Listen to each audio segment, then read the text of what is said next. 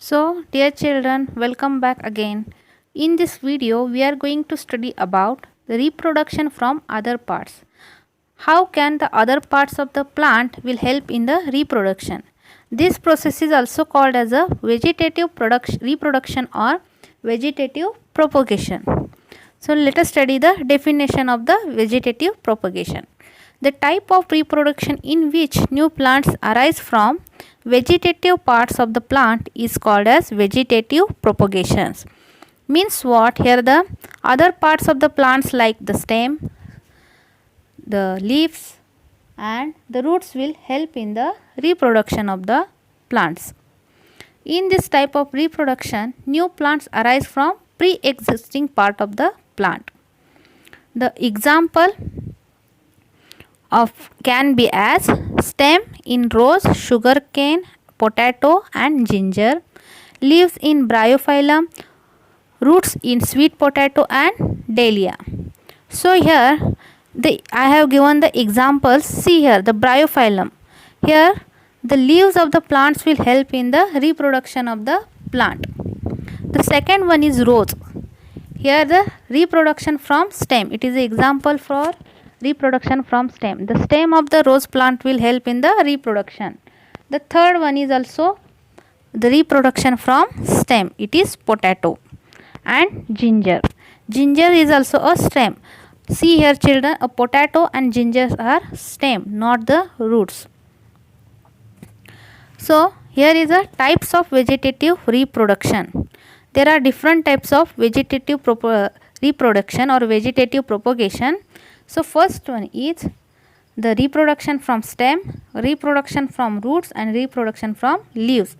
In the reproduction from stem, another types will come. See here, stolons or runners, rhizomes, tubers, bulbs and corn. So let us study one by one. Here some plants can grow from stem. A piece of stem carrying buds from the mother plant is cut and planted in the soil. This is called the stem cutting. Each stem then grows into a new plant, for example sugarcane, hibiscus and rose plant. So now the first one in the reproduction from the stem is stolons or runners. It describes a horizontal stem running across or just under the ground. A runner is a stolon which runs on the ground. A rhizome is the same thing but running underground. So see here, the stem will be in the horizontal stem. It will help in the reproduction, and this type of reproduction we called as a stolon or runners. The next one is rhizomes. Here what will happen? The rhizomes are also called as creeping rootstock, horizontal underground plant stem, capable of producing the shoot and root system of a new plant. So rhizomes are a horizontal underground plant stem. They are present in the underground of the soil. So they are capable to producing the shoot and the root system.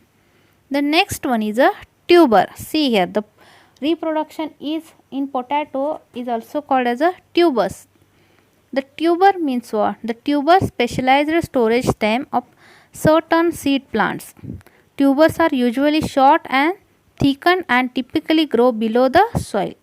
Vegetables which grow underground on the roots of a plant.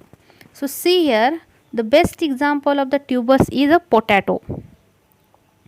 In potato what happened? In potato they stored the starch in the stem, and potato is a stem and it helps in the reproduction by stem. The next one is a bulbs. So a resting stage of plant such as lily, onion, hyacinth or tulip that usually form underground and consist of a short stem base bearing one or more buds enclosed in overlapping membranous or fleshy leaves. So here the best example for the bulbs is onion. The next one is corn.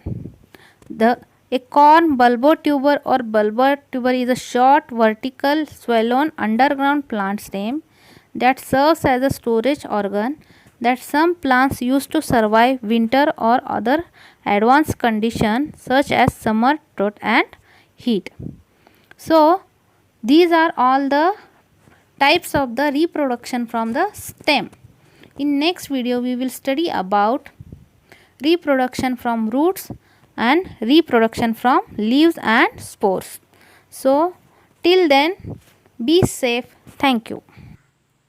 If you like this video, like, share and subscribe to my channel. It's learning time.